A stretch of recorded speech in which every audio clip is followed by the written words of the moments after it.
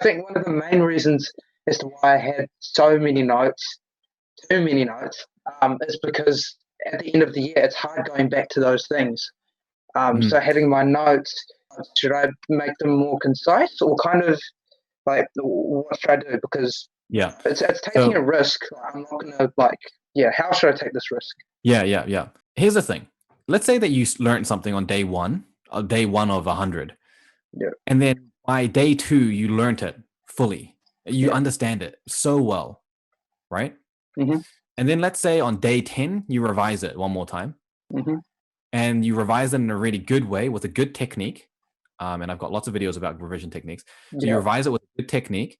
And then at that point, you're like, okay, I truly understand it. I picked up a few things that I missed. I revised and consolidated things. I'm challenging myself.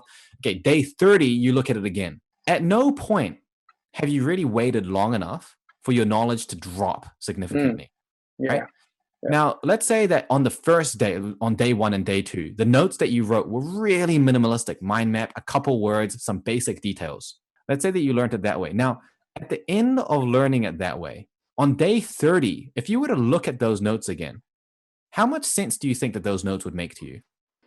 probably a lot. Yeah, probably a Well, lot of sense, right? yeah, And actually, because there's so minimal information, how long would it take for you to understand what's written on those notes compared to not if you had to long. read through lines and lines of paragraphs? Exactly. I mean, that's one of the reasons why I started writing less this year because I remember last year going back and revising for, I'm pretty sure it was biology or was it maths? I'm not too sure. I was reading through paragraphs, and it was, I didn't even absorb like 50% of it. Yeah. Yeah, So that's the key thing.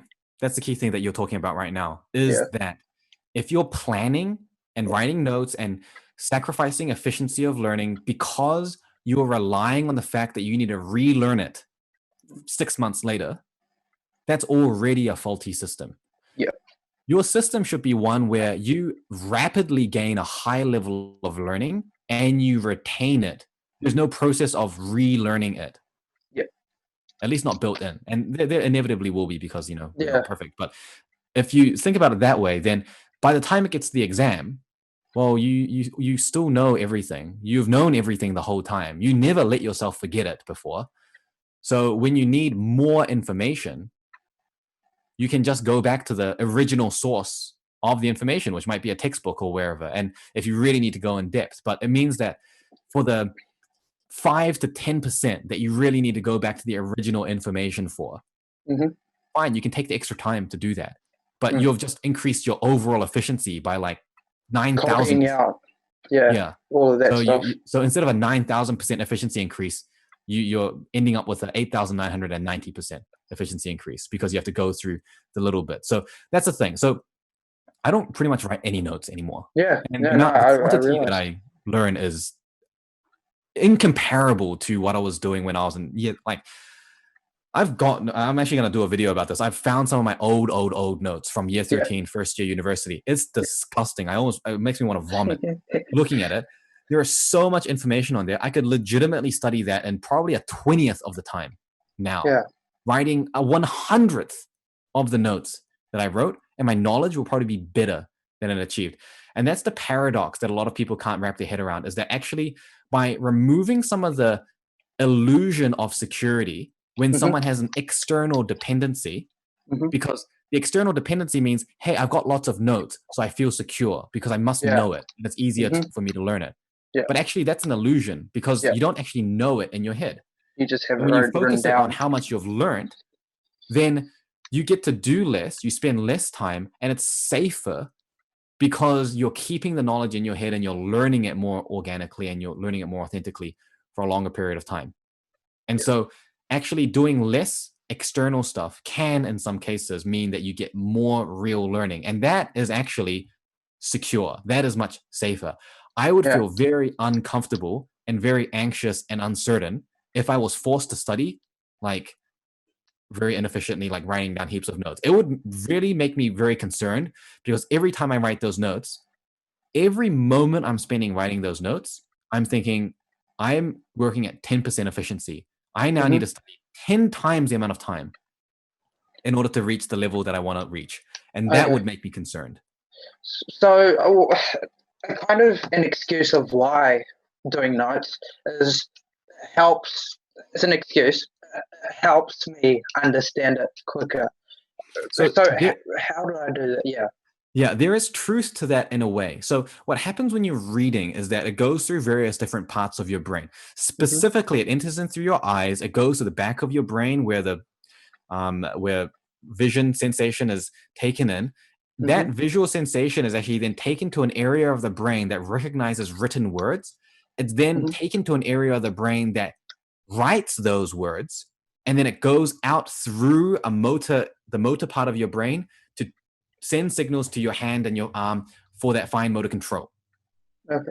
So that's the pathway of it going. Now, here's the thing.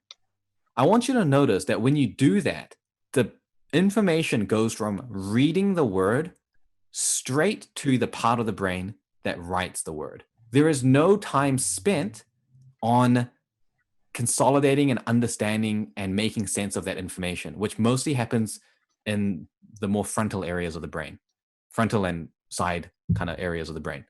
So what we want to do is when we take the information in, we want to spend as much time as we can taking that information to other areas of the brain to consolidate the information, passing it to the other hemisphere even.